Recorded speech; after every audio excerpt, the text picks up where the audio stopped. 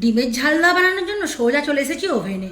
কড়াইয়ে দিয়ে দেবো পর্যাপ্ত পরিমাণে সর্ষের তেল।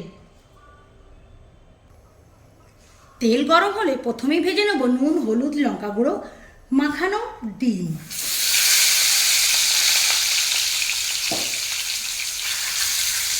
ফ্লেমটাকে হাইতে রেখেই উল্টে পাল্টে ভেজে নিতে হবে। আপনারা যেমন ভাজা খাবেন সেই অনুযায়ী ভাজা ভাজা করে নেবেন। তবে ডিম খুব বেশি ভাজলে ওপরটা দেখবেন রাবারের মতো হয়ে যায়, তাই আমি খুব বেশি ভাজবো না, খুবই হালকা করে জাস্ট উপরের খোসাটা একটু হালকা বর্ণ হয়ে যাবে। এই যে দেখুন ডিমের একটা সাইড একটু একটু হয়ে গেছে, অপর সাইডটা এইভাবে ভাজা হয়ে গেছে। ভাজা হয়ে গেলে ডিমগুলোকে উঠিয়ে নেব।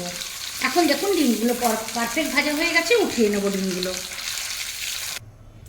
একই কড়াইয়ের মধ্যে বড় বড় করে কেটে রাখা কিছু আলু ভেজে নেব।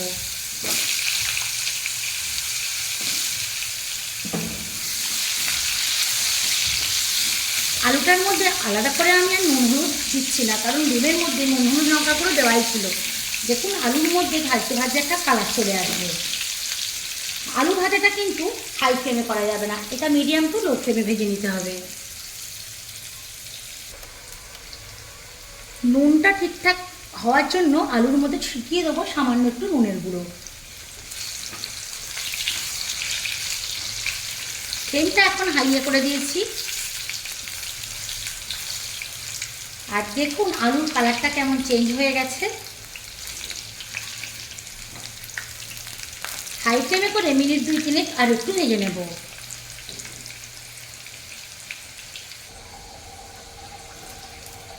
আলুর কালারটা দেখুন কত সুন্দর এসেছে।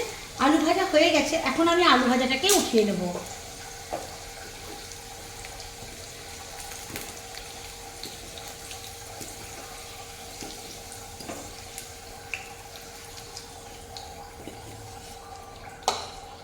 আর এই কড়াইয়ের মধ্যে যে তেলটা আছে, এই তেলের মধ্যেই এখন দিয়ে দেবো বেশ খানিকটা পেঁয়াজ কুচি। যেহেতু এটা ডিমের ঝালটা, পেঁয়াজ একটু বেশি লাগবে। সঙ্গে দিয়ে দিয়েছি একটা ছোট্ট সাইজের তেজপাতা।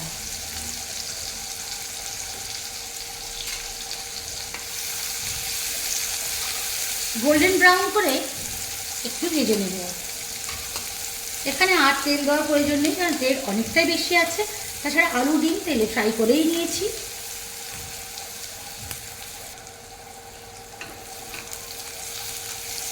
পেঁয়াজ গোল্ডেন ব্রাউন হয়ে গেছে, এখন এর মধ্যে আমি দিয়ে দেবো আদা রসুনের থেতো করা পেস্ট। এটাকেও একটু নাড়িয়ে ভেজে নেব।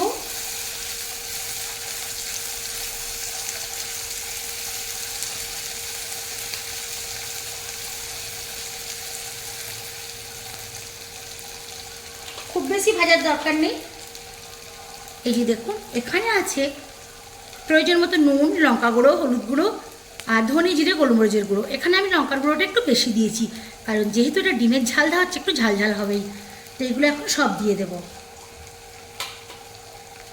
সঙ্গে দিয়ে দেবো একটা মিডিয়াম সাইজের টমেটো ডুমো ডুমো করে কাটা।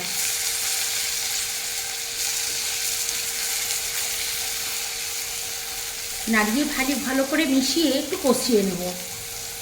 যদি মনে হয় যে খুব বেশি ড্রাই হয়ে যাচ্ছে, আমার এখানে যেমন মনে হচ্ছে ড্রাই হয়ে যাচ্ছে, আমি অল্প একটু জল দেবো।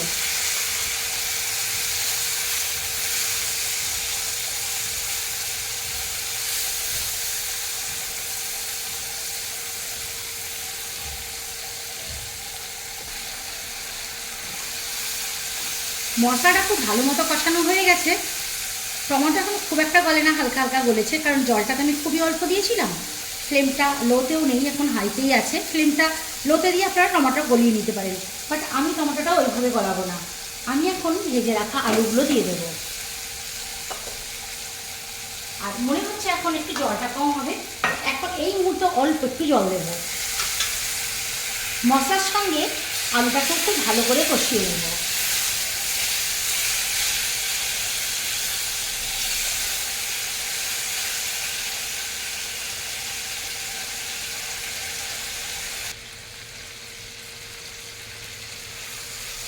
আর এখন দেখুন টমেটোগুলো কেমন সুন্দর গলে গেছে। টমেটোগুলো আরেকটু গালিয়ে গালিয়ে দেবো। আর আলুটাও অনেকটাই সেদ্ধ হয়ে এসেছে, তবে আলুটা একদমই বেশি গালাবো না, কারণ আলুটা গোটা গোটা থাকলে, ঝালদার আলু গোটা গোটা থাকলেই খেতে ভালো লাগে।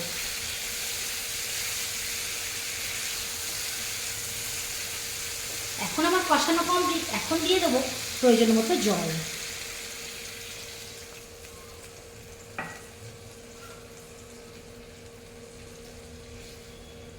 ফ্লেমটা কিন্তু এখন হাইতেই থাকবে।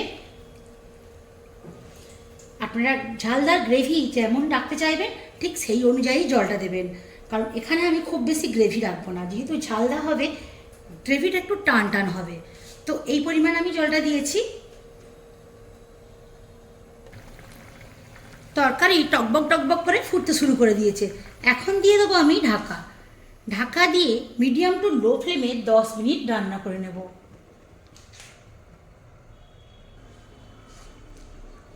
ফিরে আসলাম 10 মিনিট পর।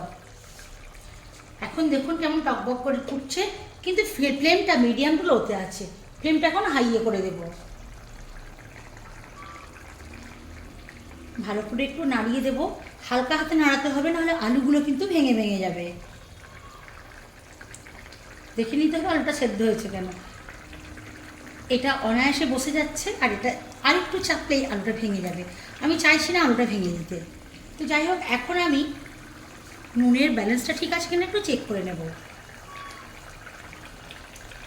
একদমই ঠিকঠাক আছে। এখন দিয়ে দেবো ভেজে রাখা ডিম।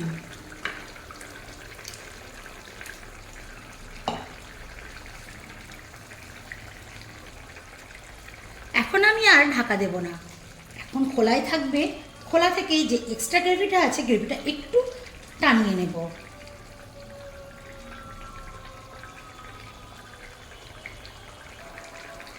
হাই ফ্লেমে এরকম তো ফুটতে থাকবে।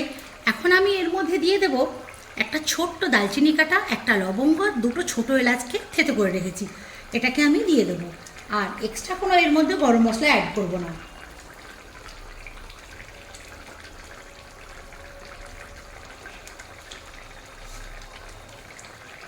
ফ্লেমটাকে এখন একদমই লো করে দেব। আর এই যে দেখুন, এখন দেব একটা ডিম ছেড়ে। আর আজকে তো বলাই হয় না, আজকে সব ডিমগুলো কিন্তু হাঁসের ডিম ছিল। এটাও হাঁসের ডিম, এটা কিন্তু ছেড়ে দেব। এটার কোনো কারণ নেই, যেহেতু আমার বাড়ির একজন সদস্য ডিম এরকম ভেজে খায় না, তাই এইভাবে হালকা হাতে ডিমটাকে ছেড়ে দেব।